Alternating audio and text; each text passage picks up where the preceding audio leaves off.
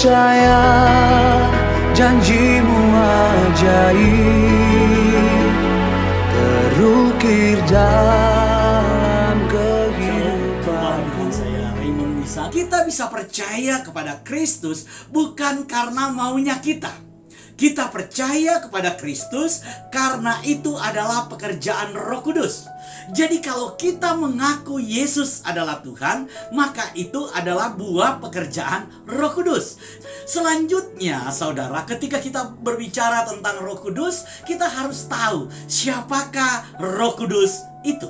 Roh Kudus itu adalah pribadi Tuhan sendiri yang sehakikat, sederajat dengan Sang Bapa dan Sang Putra, yang dipermuliakan bersama-sama dengan Sang Bapa dan Sang Putra sejak kekal. Saya mau bilang bahwa saya lebih setuju dengan pengakuan iman Nikea yang sudah merumuskan secara gamblang, secara clear, secara jelas tentang keilahian Kristus, kemanusiaan Kristus, ketuhanan Kristus, dan posisi dari Roh Kudus. Di dalam pengakuan iman Nikea itu dijelaskan bahwa Roh Kudus itu keluar dari Sang Bapa. Kenapa keluar dari Sang Bapa? Karena Bapa itu adalah sumber. Bapa itu adalah asal. Dia disebut Bapa karena dia adalah asal dari segala sesuatu. Jadi Roh Kudus itu keluar dari Sang Bapa atas permintaan Sang Kristus untuk menolong, untuk menyertai, untuk menghibur semua orang yang percaya kepada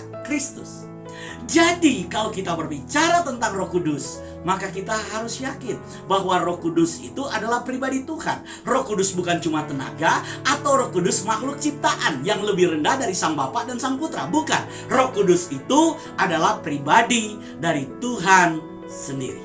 Roh Kudus itu adalah roh.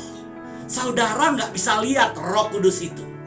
Tapi Roh Kudus itu bisa kita lihat kehadirannya lewat apa? Lewat kuasa yang hadir menyertai orang percaya. Saya menyebutnya sebagai potensi ilahi atau potensi sorgawi. Di dalam diri kita ada potensi sorgawi. Dalam diri kita ada potensi ilahi.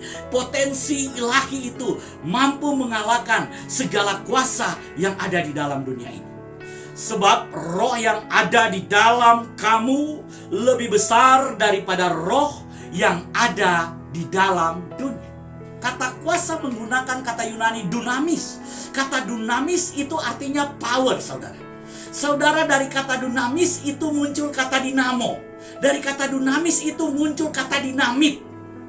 Jadi saudara bisa bayangkan bagaimana kekuatannya. Kalau kita berbicara tentang kuasa, kita berbicara tentang dunamis, maka kita sedang berbicara tentang potensi yang ditingkatkan, potensi yang digandakan.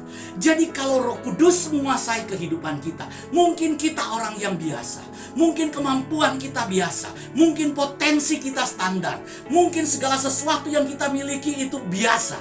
Tetapi Roh Kudus yang ada dalam kita itu luar biasa. Roh Kudus yang ada dalam diri kita itu tidak biasa. Dia membuat semua potensi yang ada di dalam diri kita itu menjadi berlipat-lipat kali ganda. Roh Kudus itu diberikan kepada kita untuk menolong kita meningkatkan semua potensi yang ada di dalam diri kita berlipat-lipat kali ganda. Karena itu, jangan batasi pekerjaan Roh Kudus dalam diri kita dengan semua keterbatasan kita.